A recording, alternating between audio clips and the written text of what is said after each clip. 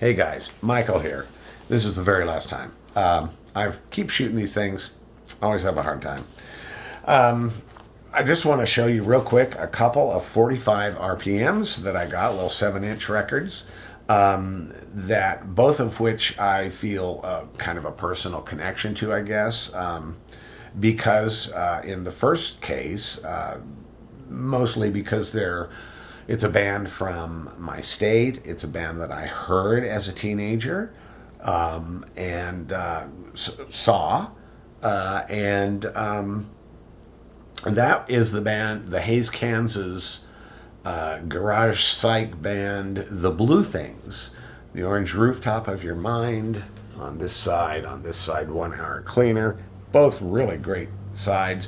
This record is in really good shape, plays very well. Only pressing.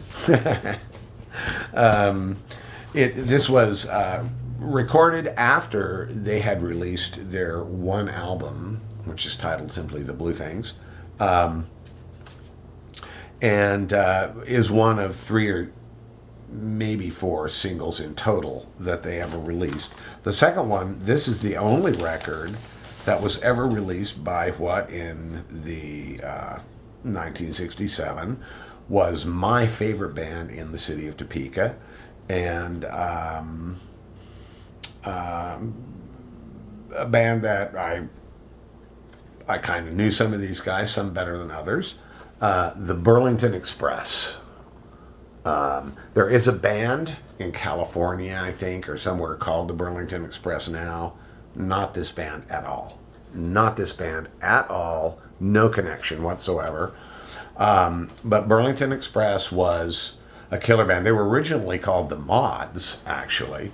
And when first time I ever saw them play, that was what they were called. And these guys opened for some big names, The Who, stuff like that. And they were great. The lineup in this band at this time was Greg Gooker on guitar, did most of the singing, quite a bit of I think he wrote everything but the One Day Girl 24 Hour, which he co-wrote with Mike West. Mike West was the lead guitar player in the band. Blair Honeyman was the bassist at this time and also did vocals. And Eric Larson was the drummer. Shortly after this, Blair Honeyman left Burlington Express and joined the Morning Dew. And Blair is playing on the one album on Roulette that the Morning Dew released, but he is not playing on the Fairyland singles that the Morning Dew had released prior to their recording that album. I don't think he's on any of those anyway.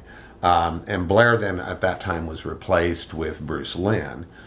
Bruce Lynn still lives, as far as I know. He did up until not that many years ago, here in Topeka. Unfortunately, I don't know what has happened to Mike West. I would love to be able to say that he ended up doing really well and went on to have a great career as a guitarist. He was an incredibly good blues guitar player and lead guitarist, blistering leads. The guy was just great. Greg Gooker ended up in White Clover. I think I mentioned that.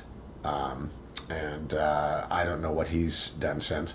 I don't think he was in any of... He might have been in a really early lineup of Kansas, because Kansas went through a lot of changes before they ever recorded their first album, even.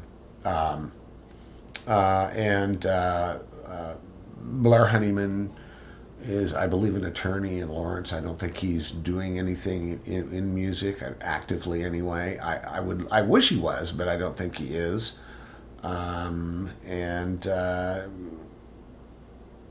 Eric passed away a year or so ago from heart disease. Eric was the one I probably knew the best, and Eric and Bruce Lynn, actually. And Mike West, actually. I knew Mike West fairly well there. Later on, I don't think he was in it. This band had imploded by that time. But thrilled to have these records, and I will put, maybe I've already said this, I don't know, but I will put a link down below where you can hear. There are 4 other songs that I know of that they did record, but that were never released at the time. And you can find the Burlington Express on some compilations of garage band music. But not much. Rare as hen's teeth, hard to find. Super thrilled to have those. And that, particularly there, is such a big score for me because, you know, I remember this stuff, and not only remember hearing it on the radio, but remember standing there in awe of these cool bands playing their music as a kid myself. It's all about the music, and